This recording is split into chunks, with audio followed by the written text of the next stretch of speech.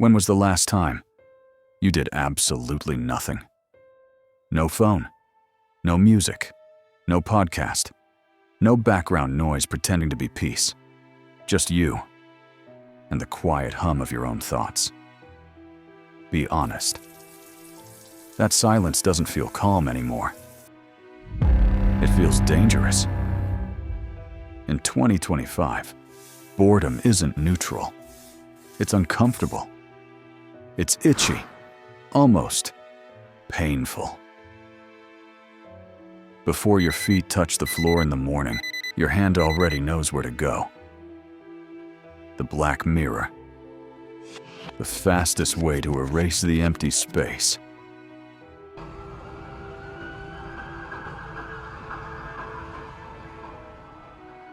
We don't wake up tired anymore. We wake up understimulated. We've become terrified of being alone with our own minds. The average person checks their phone over 150 times a day. Not because something important is happening, but because nothing is happening. Waiting in line? Scroll. Elevator ride? Scroll. 5 seconds of silence? Scroll. Not out of curiosity, out of reflex. Boredom used to be a signal, a pause, a doorway. Now it feels like a threat. Because when the noise stops, questions start forming. Thoughts we postponed, emotions we buried, dreams we never followed. So we drown them. With content, with stimulation. Not to feel good, but to avoid feeling anything at all.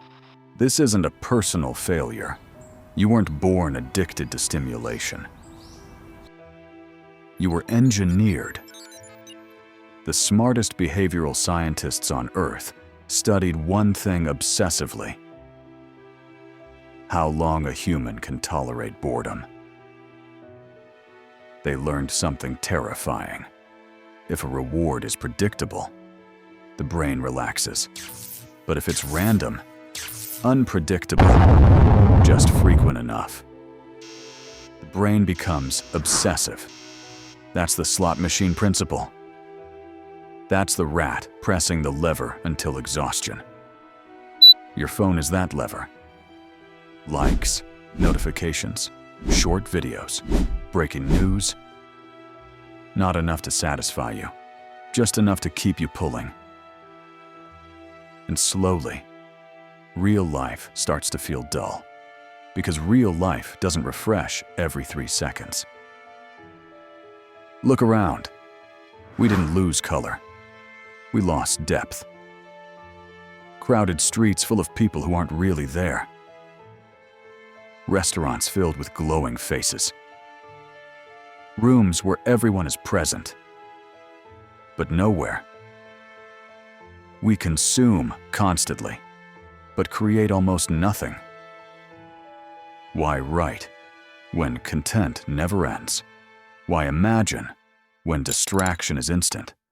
Why sit with a blank page when boredom feels unbearable? Boredom used to be the soil where ideas grew, where art started, where self-awareness formed. Now we pave over it with infinite scrolling, and we call it entertainment. Constant stimulation doesn't just kill boredom, it kills patience. It kills focus. It kills the ability to stay with a thought long enough for it to become meaningful. We're always half present, half distracted, half alive. We document moments instead of living them, capture memories instead of inhabiting them. And when the battery dies, or the signal drops, a strange emptiness appears. Not loneliness, something quieter. A sense that we've forgotten how to exist without being fed. We are entertained, but restless, stimulated, but unsatisfied. There is a way out. It doesn't involve deleting everything, or escaping society, or becoming extreme. It starts with something small and deeply uncomfortable. You let boredom back in. You sit with silence without reaching to erase it. You walk without headphones. You wait without scrolling. You allow your mind to wander without steering it. At first, it will itch. Your brain will protest. You'll feel restless. That's not failure. That's withdrawal. Because boredom isn't the enemy. It's the doorway. When the noise fades, something else returns. Attention, creativity, presence. The parts of you that don't live on a screen. You don't need to reclaim your entire life today. Just reclaim one moment. 1 hour. 1 walk. 1 stretch of silence. Because the alternative is a life permanently filled and quietly hollow. This is Silent Entropy, where truth screams silently.